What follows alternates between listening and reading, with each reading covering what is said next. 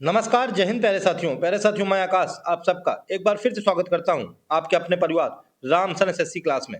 साथियों, जैसा कि आप सबको स्क्रीन में दिखाई दे रहा होगा, यूपी टेट 2026 जिसका कि एग्जाम दोस्तों 2, 3 और 4 जुलाई को अभी मात्र आज कितनी आज 23-24 तारीख होने वाली है दोस्तों। 2, 3, 4 यानी कि मात्र 7 से 8 दिन आप लोगों के पास शेष बचे हुए हैं। उन्हीं को देखते हुए दोस्तों, उसी मतलब एग्जाम डेट को देखते हुए हम लोग RWA के यानी कि रोजगार विद अंकित के जो फाउंडर हैं अंकित भाटी सर, उन्होंने आप लोगों के लिए एक्सपेक्टेड पेपर निकाले हुए हैं यानी कि प्रैक्टिस सेट के रूप में। उसी का दोस्तों हम लोग हिंदी का मोस्ट इंपॉर्टेंट वाला प्रैक्टिस सेशन आप लोगों के लिए लेकर के आ गए हैं। तो आप लोग इस पूरे सेशन को लास्ट तक जरूर देखिएगा और इस क्लास को अच्छे से तैयार कर लीजिएगा, क्योंकि इस एक क्लास से आप लोगों को 5 से 7 क्वेश्चन जरूर से जरूर देखने को अपने एग्जाम में मिलेंगे। ठीक है, तो चलिए दोस्तों हम लोग बिना देरी के शुरू करते हैं इंपॉर्टेंट वाला सेशन। इस सेशन में हम लोगों ने दोस्तों 35 क्वेश्चन कंप्लीट कराए हैं। ठीक है, तो चलिए देख लेते हैं आज का इंपॉर्टेंट वाला सेशन बिना देरी के। देखते हैं क्वेश्चन नंबर फर्स्ट क्या कहता है। कह रहा है कि भयानक रस का स्थायी भाव क्या होता है। भयानक रस का स्थायी भाव, ऑप्शन ए कह रहा है रति। रति ये दोस्तों श्रृंगार रस का स्थायी भाव होता है। किसका?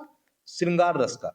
नंबर बी ऑप्शन में दे रहा है भय। ये दोस्तों भय ये भयानक से बना है। ऑप्शन नंबर बी हम लोगों को बिल्कुल करेक्ट आंसर हो जाएगा। ठीक है, तो भयानक रस का स्थायी भाव क्या हो जाएगा? वो हो जाएगा भय। चलिए हम और ऑप्शन देख लेते हैं। ये दिया हुआ है शोक। शोक का दोस्तों ये करुण रस का स्थायी भाव होता है। किसका?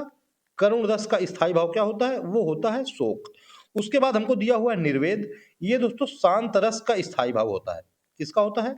शांत रस का स्थायी भाव निर्वेद होता है। एक दो दोस्तों इंपॉर्टेंट वाले और बच रहे हैं, मैं उनको भी लिख देता हूं। एक दोस्तों हम लोगों से पूछा जाता है विभत्स रस। कौन सा? ये इंपॉर्टेंट है, विभत्स रस। इसका स्थायी भाव पूछता है। इसका स्थायी भाव दोस्तों होता है जुगुप्सा। क्या होता है? जुगुप्सा, या इसको कहते हैं घृणा, इंग्लिश में जिसको हेट कहा जाता है। एक दोस्तों और होता है अद्भुत रस। क्या होता है? अद्भुत रस।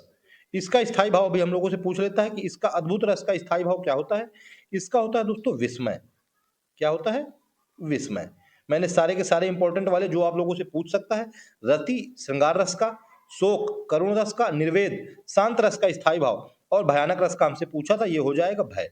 टोटल दोस्तों 11 रस होते हैं हमारे हिंदी साहित्य में। ठीक है, ये भी आप लोग याद रखिएगा। चलिए हम लोग नेक्स्ट क्वेश्चन की तरफ चलते हैं, क्वेश्चन नंबर सेकंड की तरफ। दोस्तों सारी की सारी मतलब पूरी की पूरी क्लास क्या है कि मोस्ट इंपॉर्टेंट होने वाली है। आप लोग इसको लास्ट तक जरूर देखिएगा। और मैं आप लोगों से केवल एक बात कहूंगा कि अगर आप लोगों को क्लास पसंद आए तो फिर एक प्यारा सा कमेंट करके मुझको बता दीजिएगा, और अगर चैनल पर नए हो तो चैनल को सब्सक्राइब करना मत भूलिएगा। ठीक है, चलिए देखते हैं क्वेश्चन सेकंड। कह रहा है कि जिस समास में, समास की बात आ गई, पूर्व पद यानी कि पहला वाला पद गौड़ और उत्तर पद, उत्तर पद को इसको बाद वाला यानी कि इसको दूसरा पद कहा जाता है। मैं यहाँ पे दूसरा लिखे देता हूं। दूसरा पद कह रहा है कि प्रधान हो, पूर्व पद तो गौड़ हो, दूसरा पद प्रधान हो, तो उस प्रकार के समास को क्या कहा जाता है? जिसमें दोस्तों पूर्व पद गौड़ होता है और उत्तर पद प्रधान होता है, उसको तत्पुरुष समास कहा जाता है। ऑप्शन ए क्या होता है? मतलब बिल्कुल करेक्ट आंसर हो जाएगा। इसका दोस्तों एक और इंपॉर्टेंट वाला पॉइंट होता है कि इसमें दोनों के पदों के बीच में जो कारक चिन्ह होता है यानी कि जो विभक्ति होता है उसका लोप हो जाता है। क्या होता है? कारक चिन्ह का लोप हो जाता है। क्या हो जाता है? ये इंपॉर्टेंट है कि कारक चिन्ह का लोप हो जाता है किस समास में? तो वो तत्पुरुष समास में हो जाता है। जैसे कि एग्जाम्पल में देना चाहूं तत्पुरुष समास का, इसका एग्जाम्पल हो जाएगा राजपुत्र। यानी कि दोस्तों वैसे तो होता है राजपुत्र का मतलब राजा का पुत्र, ये जहां पे जो का था ना, का विभक्ति, इसी का लोप हो गया, यानी कि इसी को हम लोगों ने लिख दिया राजपुत्र, तो ये हो जाएगा तत्पुरुष समास। चलिए हम लोग और जो ऑप्शन बचे हैं उनको भी देख लेते हैं, उसका इनकाउंटर कर देते हैं। ये दिया हुआ है ऑप्शन नंबर बी में द्वंद्व समास। द्वंद्व समास क्या होता है कि इसमें दोनों पद समान रूप से प्रधान होते हैं। क्या होते हैं कि दोनों पद प्रधान होते हैं इसमें। द्वंद्व समास में दोनों पद प्रधान होते हैं समान रूप से, यानी कि ये एक दूसरे से या लगा करके या अन्य लगा करके जुड़े होते हैं। एग्जाम्पल अगर हम लोग द्वंद्व समास का देखना चाहें तो हो जाएगा माता पिता और हो जाएगा भाई बहन। ठीक है, ये भी हो जाएगा इसका द्वंद्व समास का उदाहरण। और हमको ऑप्शन दिया हुआ है ऑप्शन नंबर सी में बहुब्रीहि समास। बहुब्रीहि समास हम लोग देखना चाहें तो बहुब्रीहि समास में दोस्तों कोई पद प्रधान नहीं होता। क्या होता है? कोई पद प्रधान नहीं, इसमें कोई पद प्रधान नहीं होता है, लेकिन इसमें जो दोनों पद होते हैं वो किसी तीसरे पद की तरफ या किसी तीसरे अन्य अर्थ की तरफ इशारा करते हैं। बहुब्रीहि समास का हम लोग अगर एग्जाम्पल देखना चाहें तो इसका एग्जाम्पल हो जाएगा दशानन। 10 सिर हैं जिसके, यानी कि रावण, ये तीसरे किसी व्यक्ति की तरफ इशारा कर रहे हैं। उसके बाद दोस्तों ऑप्शन एक दिया हुआ है द्विगु समास, जगह तो नहीं है लेकिन मैं फिर भी आपको बता देता हूं। द्विगु समास क्या होता है, इसका जो पहला यानी कि जो फर्स्ट नंबर का होता है, ये मैं थोड़ा ऊपर कर देता हूं। द्विगु समास का क्या, जो पहले नंबर का पद होता है यानी कि फर्स्ट, वो क्या होता है, वो होता है संख्यावाचक। ठीक है, पहले नंबर का पद क्या होता है, संख्यावाचक होता है। और दूसरा यानी कि सेकंड, वो क्या होता है, वो होता है संज्ञा। यानी कि हम लोग अगर इसका एग्जाम्पल देखना चाहें तो इसका एग्जाम्पल क्या हो जाएगा, इसका एग्जाम्पल हो जाएगा चौराहा, एक एग्जाम्पल हो जाएगा तिराहा, एक एग्जाम्पल हो जाएगा पंचमुखी। समझ गए आप लोग, पहला वाला जो पद होगा वो संख्यावाचक होगा, वही हो जाएगा द्विगु समास। ठीक है, मैंने इनकाउंटर कर दिया पूरे समास के क्वेश्चन का। आप लोग एक क्वेश्चन से चार के चारों समास तैयार कर लीजिए। चलिए हम लोग नेक्स्ट क्वेश्चन की तरफ चलते हैं। क्वेश्चन नंबर थर्ड की तरफ, इंपॉर्टेंट वाला आ गया। कह रहा है कि मूर्धन्य अल्प प्राण अघोष वर्ण का उदाहरण कौन सा है। इसमें दोस्तों तीन बात, मतलब तीन चीजें हमसे पूछी है। मूर्धन्य, मूर्धन्य क्या होता है, मूर्धन्य ये होता है कि जिसका उच्चारण हमारे मूर्धा यानी कि तालू के ऊपर वाले भाग से होता है, वो होते हैं मूर्धन्य। मूर्धन्य में कौन सा, मूर्धन्य में दोस्तों टा वर्ण आता है पूरा, ये जो टा ठा डा ढा अणा, ये टा वर्ण। और क्या क्या आ जाता है इसमें, आ जाता है री, और आ जाता है रा, और आ जाता है खटकोण वाली सा। ये दोस्तों मूर्धन्य के अंतर्गत आते हैं। और बाद में हमको दिया है अल्प प्राण। चलिए हम लोग अल्प प्राण भी देख लेते हैं कि ये अल्प प्राण क्या होता है।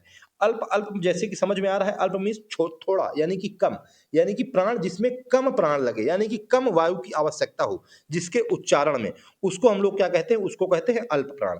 अल्प प्राण क्या होता है, प्रत्येक वर्ग का पहला, तीसरा और पांचवा वर्ण, प्रत्येक वर्ग का पहला, तीसरा और पांचवा वर्ण, ये क्या होते हैं, ये होते हैं अल्प प्राण के अंतर्गत। उसके बाद दिया हुआ है अघोष। अघोष क्या होता है, हम लोग इसके बारे में भी जान लेते हैं। जिसमें दोस्तों के स्वर तंत्रियों में कंपन नहीं होता, उसको क्या कहते हैं, अघोष। स्वर तंत्रियों में कंपन नहीं होता है, उसको हम लोग अघोष वर्ण कहते हैं। अघोष में क्या होता है कि कंपन नहीं, प्रत्येक वर्ग का दूसरा और पहला, क्या, प्रत्येक वर्ग का पहला और दूसरा वर्ण। तो चलिए ऑप्शन मिला लीजिए। मूर्धन्य यानी कि टावर्ण, टावर्ण तो हमको एक ही दिया हुआ है और कोई दिया नहीं, ऑप्शन नंबर बी हम लोगों का बिल्कुल करेक्ट आंसर हो जाएगा। केवल हम लोगों को अगर मूर्धन्य पता होता कि मूर्धन्य वर्ण कौन कौन से होते हैं, उसी एक से हम लोगों का ऑप्शन, ऑप्शन नंबर बी निकल करके आ जाता। ठीक है, मूर्धन्य टावर्ण यानी कि टा ठा डा ढा अणा, टा ठा उसके बाद डा डलिया, उसके बाद ढा ढक्कन और अणा, ये आते हैं मूर्धन्य के अंतर्गत। और री और रा और खटकोण वाली सा। चलिए नेक्स्ट क्वेश्चन की तरफ चलते हैं हम लोग, क्वेश्चन नंबर 4 की तरफ। वेरी वेरी इंपॉर्टेंट सेशन होने वाला है दोस्तों, आप लोग इसको लास्ट तक देखिएगा, ऐसे ही एनर्जी के साथ आपका सेशन फिनिश होकर के रहेगा। देखते हैं क्वेश्चन नंबर 4। कह रहा है कि रमेश वहां कुर्सी पर बैठा था, इस वाक्य में वहां किस प्रकार का क्रिया विशेषण है। वहां, वहां दोस्तों स्थान के बारे में बता रहा है कि वहां चले जाइए, यानी कि उस स्थान पर चले जाइए। ये दोस्तों स्थानवाचक क्रिया विशेषण, ऑप्शन बी बिल्कुल करेक्ट आंसर हो जाएगा। ठीक है, क्रिया विशेषण कितने प्रकार के होते हैं, क्रिया विशेषण चार प्रकार के होते हैं, यानी कि दोस्तों 4 टाइप के होते हैं। और 4 के 4 टाइप्स हम लोगों को ऑप्शन में दिए हुए हैं। कालवाचक विशेषण, जो समय के बारे में या काल के बारे में बताए, वो होता है कालवाचक विशेषण। स्थानवाचक विशेषण, जो स्थान के बारे में बताए। रीतिवाचक विशेषण, जो दोस्तों किसी रीति के बारे में बताए, वो होता है रीतिवाचक विशेषण। और परिमाणवाचक विशेषण, जो मात्रा के बारे में बताए। ठीक है, कि यह 5 किलो का है, ये मात्रा बता दिया गया। ठीक है ना, चलिए हम लोग नेक्स्ट क्वेश्चन की तरफ चलते हैं, क्वेश्चन नंबर 5 की तरफ। 5th नंबर क्वेश्चन इंपॉर्टेंट वाला है, देखिए, चलिए पढ़िए। कह रहा है कि गिल्लू के रचनाकार कौन है। गिल्लू दिया है, मतलब गिल्लू दे दी है एक बुक, अब हमसे पूछ रहा है कि इसके रचनाकार कौन है। Option A Mahadevi Verma, option number B Jaishankar Prasad, option C Suryakant Tripathi Nirala, या option number D Sumitra Nandan Pant. Gillu के रचनाकार दोस्तों महादेवी वर्मा जी हैं। ऑप्शन नंबर ए क्या हो जाएगा, बिल्कुल करेक्ट आंसर हो जाएगा। इनकी एक पुस्तक है मेरा परिवार, कौन सी पुस्तक है, मेरा परिवार, इसी पुस्तक का हिस्सा है दोस्तों ये गिल्लू। ठीक है, मेरा परिवार पुस्तक का हिस्सा है गिल्लू। इंपॉर्टेंट है, आप लोग इसको याद कर लीजिएगा, क्योंकि ये डायरेक्ट याद करना पड़ेगा। चलिए हम लोग नेक्स्ट क्वेश्चन की तरफ चलते हैं, इसमें और कुछ बात नहीं हो पाएगी। अब क्वेश्चन नंबर 6 नंबर क्वेश्चन कह रहा है कि रक्षा सूत शब्द का तद्भव रूप क्या है। तद्भव क्या होता है कि जो अभी वर्तमान में प्रचलित है, यानी कि जो हिंदी में चल रहा है, शुद्ध रूप वर्तमान हिंदी। तत्सम क्या, ये रक्षा सूत्र यानी कि ये तत्सम शब्द हमसे पूछ रहा है कि मतलब तद्भव पूछा है हमसे। रक्षा सूत्र का तद्भव हो जाएगा राखी, ऑप्शन नंबर सी हम लोगों को बिल्कुल करेक्ट आंसर हो जाएगा। ये जो हमको राख दिया हुआ है ये भी दोस्तों तद्भव शब्द दिया है। इसका हम लोगों से तत्सम अगर पूछे तो तत्सम होता है इसका क्षार। जैसे दे देता कि क्षार का तद्भव रूप क्या है, तो क्षार का तद्भव रूप राख है। ऐसे दिया हुआ है राजपूत, राजपूत का तद्भव यानी कि तत्सम होता है राजपुत्र। ये तो दोस्तों तद्भव दिया हुआ है। राजपुत्र इसका तद्भव होता है राजपूत। रस्सी ये दिया है तद्भव, इसका तत्सम क्या होता है, इसका तत्सम होता था रज्जु। पहले इसको रज्जु कहा जाता था संस्कृत में, इसको राजपुत्र, इसको क्षार और इसको रक्षा सूत। ठीक है, चलिए नेक्स्ट देखते हैं question. Question number 7 number question कह रहा है इनमें से कौन सा शब्द काल शब्द का अर्थ नहीं है। काल शब्द का अर्थ यमराज ये बिल्कुल करेक्ट हो जाएगा, समय ये भी करेक्ट हो जाएगा, आने वाला कल यही दोस्तों ऑप्शन नंबर सी क्या हो जाएगा, बिल्कुल राइट आंसर हो जाएगा। ये दोस्तों काल शब्द का अर्थ नहीं है। शत्रु ये भी काल शब्द का अर्थ होता है। काल शब्द के मैं एक दो और अर्थ लिखे देता हूं। एक होता है दोस्तों कालों का काल, महाकाल यानी कि अकाल, अकाल पड़ गया यानी कि मृत्यु, ये भी हो जाएगा काल का। और हो जाएगा दोस्तों अवसर, ठीक है, अवसर और ईटीसी अब लिख दीजिए, इतने बहुत है। यमराज, समय, शत्रु, अकाल, मृत्यु और अवसर ये सभी काल शब्द के अर्थ हो जाएंगे। ठीक है, चलिए नेक्स्ट क्वेश्चन देखते हैं। क्वेश्चन नंबर 8 नंबर क्वेश्चन कह रहा है कि तुलसीदास सीदत निस दिन देखत तुम्हार निठुराई। यानी कि तुलसीदास कह रहे हैं कि मैं सीदत निस दिन पर डे देख करके तुम्हारी निठुराई दुखी हो जाता हूं। भगवान राम के बारे में कह रहे हैं। इसमें कह रहा है कि इस पंक्ति में कौन सा अलंकार है। ऑप्शन नंबर ए कह रहा है सुत्यानुप्रास अलंकार। सुत्यानुप्रास अलंकार होता है कि जहां श्रु जैसे दिखा उसमें मतलब समझ में आ रहा है श्रुत्या सुनने में, जो दोस्तों कानों को बोली मधुर लगे। क्या, जो कानों को मधुर लगे, जो कानों को मधुर लगे ऐसे वर्णों की आवृत्ति, ऐसे वर्णों की आवृत्ति उसमें होता है श्रुत्यानुप्रास। इसमें क्वेश्चन में ऑप्शन नंबर ए श्रुत्यानुप्रास ही क्या हो जाएगा, हम लोगों को बिल्कुल करेक्ट आंसर हो जाएगा। चलिए हम ऑप्शन देख लेते हैं, आप लोगों को समझ में आ जाएगा कि ये श्रुत्यानुप्रास क्यों है। उसके बाद हमको दिया है अंत्यानुप्रास, जैसे कि इससे समझ में आ रहा है अंत्या यानी कि लास्ट में, लास्ट में जिसका यानी कि लास्ट में ऐसा कोई एग्जाम्पल हो कि जिसका लास्ट वर्ण हो जो वो एक ही वर्ण में फिनिश हो, यानी कि लास्ट वाला वर्ण क्या हो कि सेम हो, लास्ट वर्ण सेम हो। एग्जाम्पल मैं इसका दे दूं आप लोगों को। एग्जाम्पल हो जाएगा बी नंबर ऑप्शन का एग्जाम्पल रघुपति राघव राजा राम। क्या हो जाएगा, रघुपति राघव राजा राम, पतित पावन सीता राम, पतित पावन सीता राम। ठीक है, इसमें राम इसमें राम, दोनों में वर्ण अंत वाला यानी कि लास्ट वाला सेम सेम है, तो यहां हो जाएगा अंत्यानुप्रास। ऑप्शन सी दिया हुआ है हम लोगों को लाटानुप्रास। लाटानुप्रास क्या होता है कि जिसमें एक शब्द या एक वाक्य बार बार प्रयुक्त हो। एक खंड लिख देता हूं मैं, एक खंड या एक शब्द। इसका अगर हम लोग एग्जाम्पल देखना चाहें सी नंबर का, तो अब यहाँ पे जगह तो नहीं है। एग्जाम्पल हो जाएगा पूत सपूत तो क्यों धन संचय, और पूत कपूत तो क्यों धन संचय। अगर सपूत है तो धन संचने की कोई जरूरत नहीं है, वह खुद इकट्ठा कर लेगा। और अगर कपूत है तो फिर आपने चाहे जितना धन इकट्ठा किया हो वो सभी को खर्चा कर देगा। उसके बाद ऑप्शन डी दिया हुआ है वृत्ति अनुप्रास, यानी कि उसमें समझ में आ रहा है वृत्त की तरह, यानी कि गोल गोल, यानी कि एक ही शब्द की जहां पर बार बार आवृत्ति हो। यानी कि इसका एग्जाम्पल क्या हो जाएगा, चामर सी चंदन सी चंद सी चांदनी, चमेरी चारु चंद सुघर है। यानी कि तरनी तनुजा तट तमाल तरुवर बहु छाए, ये भी इसका एग्जाम्पल हो जाएगा। चलिए हम लोग नेक्स्ट क्वेश्चन की तरफ चलते हैं, क्वेश्चन नंबर 9 की तरफ। ठीक है, आप लोगों को अच्छे से वो समझ में आ गया ना क्वेश्चन। चलिए तो मुझको कमेंट करके जरूर बताइएगा कि आप लोगों को ये जो अनुप्रास अलंकार के उदाहरण होते हैं मतलब भेद होते हैं वो आप लोगों को समझ में आए कि नहीं। क्वेश्चन नंबर 9 कह रहा है कि ब्रजभाषा का विकास किस अपभ्रंश से हुआ है। ब्रजभाषा का विकास सौर सेनी अपभ्रंश से हुआ है। ऑप्शन ए बिल्कुल राइट आंसर हो जाएगा। ठीक है, किससे, सौर सेनी अपभ्रंश से। और ये जो मागधी अपभ्रंश है इससे मैथिली भाषा का विकास हुआ है। किसका, मैथिली का, उसके बाद मगही का। ठीक है, तो ये जो पैसाची लिखा हुआ है, पैसाची भाषा को पहले प्राकृत भाषा कहा जाता था। क्या कहा जाता था, प्राकृत भाषा। ठीक है, ये भी आप लोग याद रखिएगा। चलिए हम लोग नेक्स्ट क्वेश्चन की तरफ चलते हैं, क्वेश्चन नंबर 10 की तरफ। क्वेश्चन नंबर 10 कह रहा है प्रतिवाद शब्द में कौन सा उपसर्ग है। मैं पर डे बताता हूं कि उपसर्ग क्या होता है, जो पहले जोड़ा जाए, यानी कि जो बिफोर में जोड़ा जाए। प्रतिवाद, इसका हम लोगों को संधि विच्छेद करना पड़ेगा, वो हो जाएगा प्रति प्लस वाद। अब देख लीजिए, उपसर्ग जो पहले जोड़ा जाए यानी कि प्रति, ऑप्शन नंबर डी हम लोगों को बिल्कुल राइट आंसर हो जाएगा। कभी कभी क्वेश्चन पूछता है कि प्रतिवाद शब्द में हमसे पूछेगा कि बताइए मूल शब्द कौन सा है। मूल शब्द यानी कि जो उपसर्ग के बाद बचा है, यानी कि वाद, इसमें क्या हो जाएगा, ये हो जाएगा मूल शब्द। ठीक है, ये भी आप लोग जरूर अच्छे से कवर कर लीजिएगा। जो उपसर्ग या प्रत्यय लगाने के बाद में शब्द बचता है उसी को हम लोग मूल शब्द कहते हैं। तो मूल शब्द इसमें वाद है और उपसर्ग क्या है, वो है प्रति। चलिए हम लोग नेक्स्ट क्वेश्चन की तरफ चलते हैं। क्वेश्चन नंबर 11 नंबर क्वेश्चन कर रहा है कि मैथिली का संबंध किस अपभ्रंश से माना जाता है। मैंने अभी पिछले क्वेश्चन में बताया था, मैथिली का संबंध मागधी अपभ्रंश से माना जाता है। ऑप्शन सी बिल्कुल करेक्ट आंसर हो जाएगा। ठीक है, मागधी, उसके बाद मगही, ये सभी मैथिली का संबंध हो जाएगा।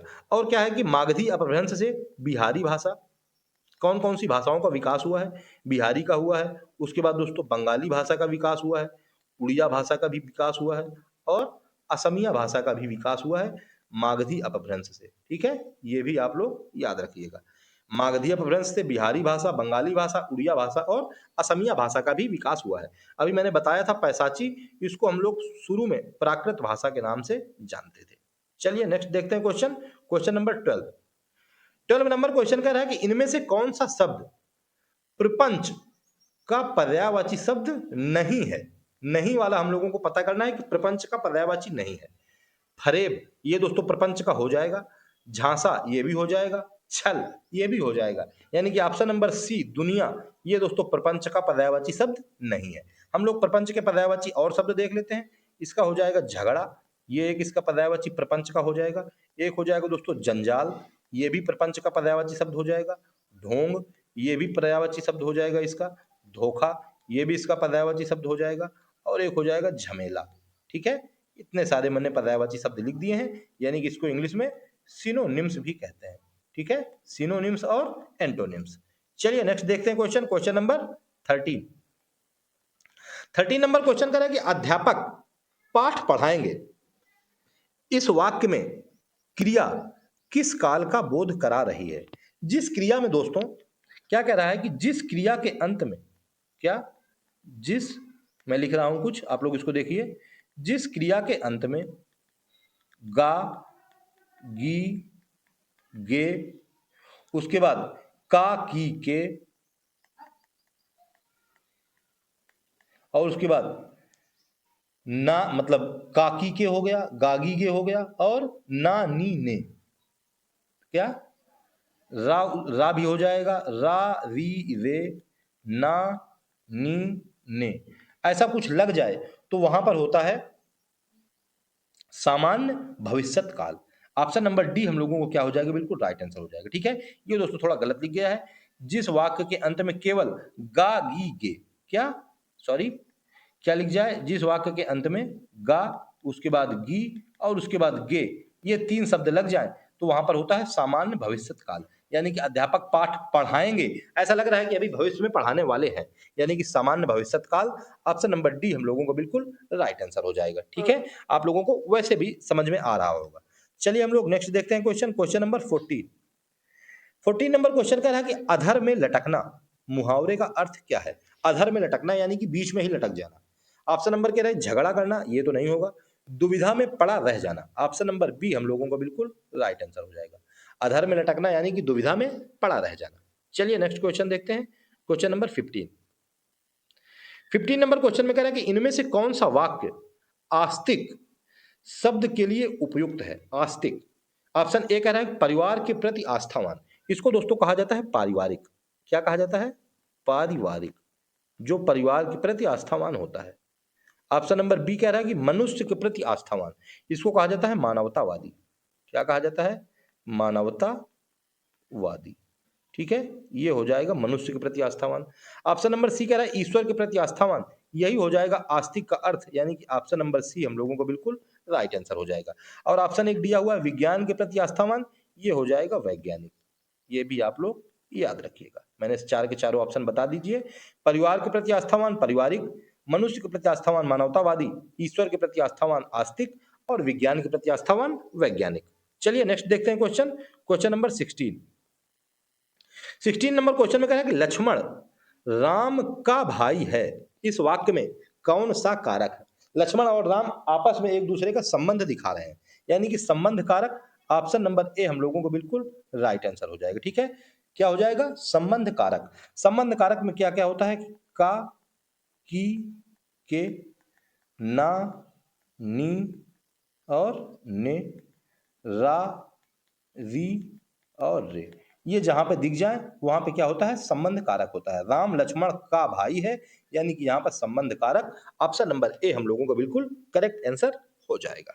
चलिए नेक्स्ट देखते हैं हम लोग question, question number 17 number question कह रहा है कि दूसरा विश्व हिंदी सम्मेलन कहां संपन्न हुआ था? इसमें दूसरे की बात कर रहा है। सबसे पहले हम लोग देखेंगे कि फर्स्ट विश्व हिंदी सम्मेलन कहां पर हुआ था। फर्स्ट विश्व हिंदी सम्मेलन 10 तारीख से लेकर 14 जनवरी के बीच में 1975 ईस्वी को हुआ था।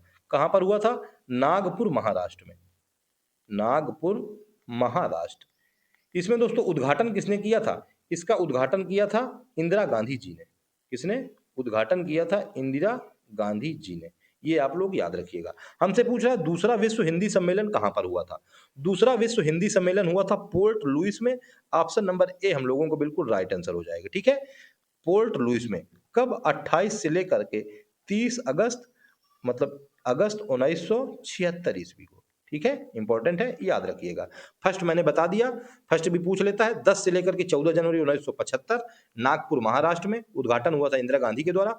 और दूसरा विश्व हिंदी सम्मेलन पोर्ट लुइस मॉरिशस में हुआ था 28 से लेकर 30 अगस्त 1976 ईस्वी को। चलिए नेक्स्ट देखते हैं हम लोग क्वेश्चन, क्वेश्चन नंबर 18। दोस्तों बहुत ज्यादा मेहनत से मैं पढ़ाता हूं आप लोगों को, आप लोगों को क्लास लेके खुद समझ में आ रहा होगा। तो दोस्तों अगर आप लोगों को क्लास पसंद आ रही हो, पढ़ाना अच्छा लग रहा हो, तो फिर एक लाइक जरूर कर दीजिएगा। और अगर चैनल पर नए हो तो चैनल को सब्सक्राइब कर लीजिएगा। और एक प्यारा सा कमेंट करके मुझको, मतलब चाहे थंब बना दीजिएगा, चाहे कुछ भी, एक प्यारा सा कमेंट जरूर कर दीजिएगा। चलिए देखते हैं क्वेश्चन नंबर 18। कह रहा है कि स्थानापन्न का सही संधि विच्छेद कौन सा है? स्थानापन्न। ऑप्शन ए कह रहा है कि स्थान प्लस पन्न, ये तो गलत हो जाएगा। ऑप्शन नंबर बी कह रहा है स्थाना प्लस पन्न, ये भी गलत हो जाएगा। ऑप्शन नंबर सी स्थान प्लस आपन्न, बिल्कुल राइट आंसर हो जाएगा। ठीक है, ये दोस्तों दीर्घ संधि का उदाहरण है। किसका है? दीर्घ संधि। दीर्घ का मतलब होता है बड़ा, यानी कि छोटा आ ये ना वाला और प्लस का बड़ा आ ये आपन्न वाला, ये दोनों मिलाकर के क्या हो गए? बड़ा आ हो गए। यहीं से दीर्घ संधि निकल करके आ गई। ठीक है, छोटा आ प्लस बड़ा, यानी कि ना का छोटा आ और ये बड़ा मिल करके आपस में बड़ा आ हो गया, यहां पर हो गया स्थानापन्न। चलिए हम लोग नेक्स्ट देखते हैं question, question number 19 number question में कह रहा है कि जो सेवा करे सो मेवा पावे, यह किस प्रकार का वाक्य है? जो मेवा करे सो, मतलब जो सेवा करे सो मेवा पावे। इसमें कहा जा रहा है, संकेत दिया जा रहा है कि जो सेवा करेगा वही मेवा पा जाएगा। संकेतवाचक वाक्य है, ऑप्शन नंबर डी बिल्कुल राइट आंसर हो जाएगा। ठीक है, इसमें क्या किया जा रहा है? इसमें हमको संकेत बताया जा रहा है कि जो कोई भैया सेवा करेगा उसी को मेवा मिलेगी। ऑप्शन डी हम लोगों को बिल्कुल राइट आंसर हो जाएगा। चलिए हम लोग नेक्स्ट क्वेश्चन की तरफ चलते हैं, question number 20th number question है। कह रहा है सही वर्तनी वाला शब्द कौन सा है? आप लोग देखिए सही वर्तनी वाला शब्द कौन सा है और मुझको कमेंट करके बताइए कि इसमें कौन सा ऑप्शन सही है। ऑप्शन ए ये लिखा हुआ है, ऑप्शन बी उदाहरण, ऑप्शन सी उदाहरण, ऑप्शन सी उदाहरण, ऑप्शन बी इजी है, बिल्कुल राइट आंसर हो जाएगा। ठीक है, उदाहरण ये हो जाएगा सही वर्तनी वाला शब्द। चलिए नेक्स्ट देखते हैं हम लोग क्वेश्चन, क्वेश्चन नंबर 21। कह रहा है कि किस कृति के लिए, यानी कि किस रचना के लिए मनोहर श्याम जोशी को साहित्य अकादमी पुरस्कार प्राप्त हुआ? मनोहर श्याम जोशी को, उनको दोस्तों कैप के लिए, ऑप्शन नंबर सी बिल्कुल राइट आंसर हो जाएगा। 2005 ईस्वी में ये दोस्तों एक इनका उपन्यास है कैप, इसी उपन्यास के लिए 2005 ईस्वी में साहित्य अकादमी पुरस्कार इनको दिया गया। और दोस्तों एक और उपन्यास है इनका कुरु कुरु स्वाहा। कौन सा? कुरु कुरु स्वाहा। इसके लिए दोस्तों 2001 ईस्वी में इनको पुरस्कार दिया गया था। और कैप के लिए 2005 में साहित्य अकादमी पुरस्कार इनको दिया गया था। ठीक है, कुरु कुरु स्वाहा के लिए साहित्य अकादमी पुरस्कार नहीं दिया गया था, ये कैप के लिए दिया गया था 2005 में। ये इनकी रचना है, 2001 में प्रकाशित हुई थी। चलिए हम लोग नेक्स्ट देखते हैं क्वेश्चन। क्वेश्चन नंबर 22 कह रहा है कि आज मुझे बहुत काम है। इस वाक्य में जो बहुत है वो किस प्रकार का विशेषण है? बहुत, इसमें से दोस्तों समझ में आ रहा है कि ये मात्रा के बारे में बातचीत कर रहा है। मात्रा यानी कि परिमाण के बारे में बातचीत कर रहा है, यानी कि परिमाण। ऑप्शन नंबर बी हम लोगों को बिल्कुल करेक्ट आंसर हो जाएगा। ठीक है, परिमाणवाचक विशेषण है बहुत। चलिए नेक्स्ट देखते हैं question. Question number 23 number question कह रहा है कि दुख ही जीवन की कथा रही, क्या कहूं आज जो कही नहीं। यह उक्ति किस रचनाकार की है? क्या है? दुख ही जीवन की कथा रही, क्या कहूं आज जो कही नहीं।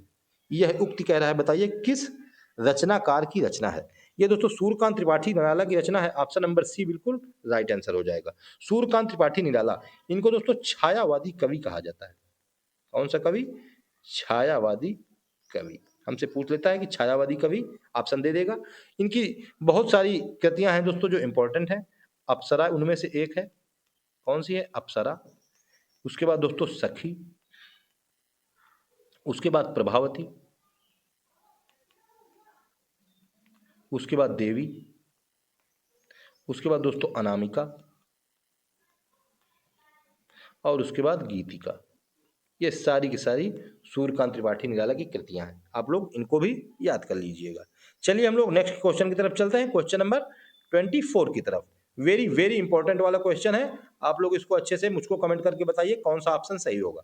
कह रहा है कि इनमें से कौन सा शब्द स्त्रीलिंग शब्द नहीं है, यानी कि फेमिनिन जेंडर नहीं है।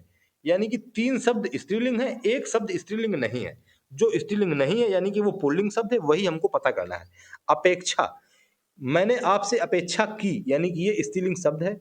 गति, अपनी गति थोड़ी धीमी करके चलिए, ये भी स्त्रीलिंग शब्द हो जाएगा। स्वर, उसका स्वर बहुत तेज है, यही दोस्तों पुल्लिंग शब्द हो जाएगा। ऑप्शन नंबर सी हम लोगों को बिल्कुल राइट आंसर हो जाएगा। ठीक है, मेरी आत्मा निकल कर भाग गई, ये भी दोस्तों स्त्रीलिंग शब्द हो जाएगा। ऑप्शन नंबर डी भी, यानी कि ऑप्शन नंबर सी ये क्या हो जाएगा? ये पुल्लिंग शब्द हो जाएगा। ठीक है, पुल्लिंग यानी कि इसको इंग्लिश में कहा जाता है मैस्कुलिन। ठीक है, ये आप लोग याद रखिएगा। चलिए नेक्स्ट देखते हैं क्वेश्चन। क्वेश्चन नंबर 25, क्योंकि दोस्तों प्रैक्टिस सेट रहता है ना, तो इसमें पूरा जो आप लोगों को सिलेबस जैसे पूछा जाता है एग्जाम में वैसा ही, इसी वजह से तो मैं कहता हूं कि वेरी वेरी इंपॉर्टेंट सेशन रहने वाला होता है ये। तो आप लोग इसको अच्छे से कवर कीजिए करिए, क्योंकि आप लोग इसको अच्छे से देखते नहीं है, मुझको ऐसा रोज दिखाई देता है। कह रहा है कि इनमें से किस कवि को कठिन काव्य का प्रेत कहा गया है? कठिन काव्य का प्रेत। ऑप्शन नंबर केशव दास, इन्हीं को दोस्तों कहा गया है कठिन काव्य का प्रेत। ठीक है, इनकी रचनाएं एक हो जाएगी छंदमाला, और एक हो जाएगी दोस्तों रामचंद्रिका। कौन सी? रामचंद्रिका। छंदमाला हो गई, रामचंद्रिका हो गई। एक हो जाएगा वीर सिंह देवचरित। क्या हो जाएगा? वीर सिंह देवचरित। ये भी दोस्तों केशवदास की रचना है, वीर सिंह देवचरित। और एक नख सिख, ये तो अभी उस दिन पूछी थी एक दिन, मैं इसको जरूर लिख दूंगा। नख सिख, नाखून से लेकर के सिर तक। ठीक है, कौन कौन सी? छंदमाला, रामचंद्रिका, वीर सिंह देवचरित और नखसिक, ये सभी केशवदास की रचनाएं हो जाएंगी। और केशवदास को कठिन काव्य का प्रेत कहा जाता है। ठीक है, प्रेत यानी कि भूत। चलिए नेक्स्ट देखते हैं question. Question number 26 number question कह रहा है कि जब कर्ता एक काम समाप्त कर उसी क्षण दूसरी क्रिया में प्रवृत्त हो जाए तो उस पहली क्रिया को क्या कहते हैं? कि उसने मान लो पहला कोई काम किया, उसके समाप्त होने के तुरंत बाद वह दूसरे काम में लग गया, तो कह रहा है बताइए पहले को क्या कहते हैं? पहले को, उसमें पूर्व लगा है, पूर्वकालिक क्रिया। ऑप्शन नंबर डी हम लोगों का राइट आंसर हो जाएगा, इजी था। इसमें पहला उसने कहा कि जो पहले प्रवृत्त हो, तो पहले यानी कि पूर्व में प्रवृत्त हो, पूर्वकालिक क्रिया हो जाएगी। Option number D right answer हो जाएगा। चलिए नेक्स्ट क्वेश्चन की तरफ चल देते हैं, क्वेश्चन नंबर 27 की तरफ। 27 नंबर क्वेश्चन कहता है कि रोगी चल नहीं सकता का भाववाच्य में रूपांतरण है। ऐसा रूपांतरण जिससे कि उसके भाव का पता चले कि क्या उसका भाव कह रहा है। रोगी चल नहीं सकता यानी कि रोगी से चला नहीं जाता। ऑप्शन नंबर ए हम लोगों को बिल्कुल राइट आंसर हो जाएगा। यही हो जाएगा भाववाच्य का उदाहरण। हम लोगों को इसको पढ़ने से ही समझ में आ रहा है कि उससे चला नहीं जाता है, यानी कि वो बेचारा मजबूर है, ये उसके भाव को दिखा रहा है। रोगी चल नहीं पाएगा, ये तो नहीं हो पाएगा। उसके बाद रोगी चल नहीं पा रहा है, ये भी गलत हो जाएगा। रोगी नहीं चलेगा, ये भी गलत हो जाएगा, यानी कि ऑप्शन नंबर ए, रोगी से चला नहीं जाता, यानी कि बेचारा वो मजबूर है, ये उसके भाव को दिखाता है, यानी कि मजबूरी यही भाव को दिखाती है। ठीक है, चलिए नेक्स्ट देखते हैं हम लोग question. Question number 28 number question कह रहा है, निम्न में कौन सा शब्द अज के अर्थ को स्पष्ट कर रहा है? अज के अर्थ को, ऑप्शन ए अमर, option B Brahma, option C इतर या ऑप्शन डी लेप। दोस्तों ऑप्शन नंबर बी ब्रह्मा क्या हो जाएगा, बिल्कुल राइट आंसर हो जाएगा। ठीक है, अज, अज के अर्थ को क्या ब्रह्मा स्पष्ट कर रहा है। अर्थ अज के दोस्तों और भी पर्यायवाची शब्द होते हैं। अज का क्या होता है, सबसे पहले तो होता है बकरा, सबको पता होगा ये। उसके बाद होता है मेष, ये जो मेष राशि होती है ये भी होता है अज का पर्यायवाची। और उसके बाद हो जाता है दशरथ के पिता, अब इसको लिखने की कोई जरूरत नहीं है। तो ब्रह्मा, बकरा और मेष ये सभी अज के क्या हो जाएंगे, पर्यायवाची शब्द हो जाएंगे, यानी कि सिनोनिम्स शब्द हो जाएंगे। चलिए हम लोग नेक्स्ट देखते हैं question, question number 29 number question में कह रहा है कि निम्नलिखित शब्दों में से कौन सा शब्द भिन्न है, यानी कि क्या कह रहा है कि डिफरेंट है, कौन सा शब्द डिफरेंट है। नंबर ए लावारिस, ये दोस्तों विदेशज शब्द है। कौन सा है, विदेशज, यानी कि इसको हम लोग क्या कहते हैं, आगत शब्द भी कहा जाता है, यानी कि आया है बाहर से, विदेशज या आगत। उसके बाद बी सजग, उसके बाद डी विदेश और सी संयोग, ये सभी तत्सम शब्द हैं, यानी कि ये सभी संस्कृत से आए हैं। तो क्वेश्चन का ऑप्शन, ऑप्शन नंबर ए क्या हो जाएगा, हम लोग को बिल्कुल राइट आंसर हो जाएगा। लावारिस क्या है, ये विदेशी शब्द है, यानी कि आगत शब्द है। और बाकी के सजग ये तत्सम, विदेश सज मतलब विदेश, ये भी हो जाएगा तत्सम। और उसके बाद दोस्तों ये संयोग, ये भी क्या है तत्सम, ये सभी के सभी तत्सम शब्द है, यानी कि ये सभी के सभी संस्कृत में जैसे यूज होते थे वैसे ही यूज होकर के हिंदी में आ गए हैं। चलिए नेक्स्ट देखते हैं क्वेश्चन, क्वेश्चन नंबर 30, इंपॉर्टेंट है क्वेश्चन। कह रहा है कि काशिका किस क्षेत्र की बोली को कहा जाता है, वेरी वेरी इंपॉर्टेंट, डायरेक्ट याद करना पड़ेगा। अगर आप लोगों ने इसको नहीं पढ़ा होगा तो फिर क्वेश्चन नहीं कर पाएंगे। कह रहा है कि काशिका बताइए किस क्षेत्र की बोली को कहा जाता है। Option A Agra, option B Dehradun, option C Ara Bhojpur या ऑप्शन डी बनारस। दोस्तों ऑप्शन नंबर डी बनारस क्या हो जाएगा, बिल्कुल राइट आंसर हो जाएगा। ठीक है, क्या है कि दोस्तों जो वाराणसी में या बनारस में बोली बोली जाती है उसी को काशिका कहा ही जाता है। बनारस में बोली जाने वाली, बनारस में बोली जाने वाली भाषा वो क्या है, वो है काशिका। ठीक है, आप लोग ये याद कर लीजिएगा, क्या है वो काशिका है जो बनारस में बोली जाती है। इसको दोस्तों भारतीय आर्य भाषा परिवार की भाषा भी कहा जाता है। इसकी भारतीय आर्य भाषा परिवार की भाषा भी इसको कहा जाता है। ठीक है, किसको, काशिका को। ये दोस्तों बनारस क्षेत्र में बोली जाती है काशिका। ठीक है, चलिए नेक्स्ट देखते हैं क्वेश्चन, क्वेश्चन नंबर 31 कह रहा है कि इनमें से किस पत्रिका का संपादन भारतेंदु हरिश्चंद्र ने किया था। भारतेंदु हरिश्चंद्र के द्वारा कौन सी पत्रिका का संपादन किया गया था। इनके द्वारा दोस्तों बाल बोधनी का संपादन किया गया था। ऑप्शन नंबर सी बिल्कुल राइट आंसर हो जाएगा। ठीक है, बाल बोधनी, इसका संपादन भारतेंदु हरिश्चंद्र। ऑप्शन दिया है भारत बंधु, इनके द्वारा तोताराम, इसका तोताराम मतलब तोताराम के द्वारा भारत बंधु का संपादन किया गया था, मैंने उल्टा कह दिया थोड़ा सा। और जो काशी पत्रिका है इसका संपादन बलदेव प्रसाद के द्वारा किया गया था। इसके द्वारा बलदेव प्रसाद काशी पत्रिका का संपादन, तोताराम भारत बंधु का संपादन और भारतेंदु हरिश्चंद्र बाल बोधनी का संपादन। ठीक है, चलिए नेक्स्ट देखते हैं क्वेश्चन, आज का सेकंड लास्ट क्वेश्चन, यानी कि क्वेश्चन नंबर 32 कह रहा है कि इनमें से कौन सा शब्द नाग का समानार्थी है। समानार्थी यानी कि मैंने बताया कि वही पर्यायवाची शब्द, बताइए कि इसका कौन सा अर्थ है। रथ, इसका अर्थ होता है स्यंदन, स्यंदन का समानार्थी रथ होता है। और वाहन, ये भी इसका समानार्थी होता है। और एक और लिख देता हूं मैं, चक्रपाद। ठीक है, ये तीन के तीनों रथ के हो जाएंगे। उसके बाद हाथी, हाथी, हाथी का हो जाएगा मोथा, ठीक है। और क्या हो जाएगा, पान और रांग मतलब बादल, ये सभी हाथी के हो जाएंगे। और हाथी का नाक भी होता है, ऑप्शन नंबर बी बिल्कुल करेक्ट आंसर हो जाएगा, ठीक है। मोथा, मोथा के बाद बादल, ये सभी हाथी के हो जाएंगे, और नाग, ठीक है ना। और उसके बाद मोक्ष, मोक्ष दिया हुआ है, मोक्ष का हो जाएगा मुक्ति, और उसके बाद निर्वाण, ये इसके समानार्थी हो जाएंगे, ठीक है। ये थोड़ा गलत हो गया, यानी कि हाथी, नाग, मोथा और बादल, ये सभी क्या है, ये सभी नाग के समानार्थी हैं। चलिए आज का लास्ट क्वेश्चन यानी कि क्वेश्चन नंबर 33, कह रहा है इनमें से कौन सा शब्द हमेशा एक वचन में नहीं रहता, यानी कि हमेशा वो एक वचन में रहता ही नहीं है, यानी कि हमेशा बहुवचन में ही रहता है। यानी कि 3 ऑप्शन एक वचन में रहते हैं, आकाश ये एक वचन में रहता है, जनता ये एक वचन में रहता है, भीड़ ये भी एक वचन में रहता है, लेकिन प्राण ये एक वचन में नहीं रहता है। और प्राण के साथ साथ दर्शन ये भी एक वचन में नहीं रहता, आंसू ये भी एक वचन में नहीं रहता, और उसके बाद हस्ताक्षर ये भी एक वचन में नहीं रहता। ये सभी इंपॉर्टेंट वर्ड हैं, आप लोग इनको लिख लीजिएगा।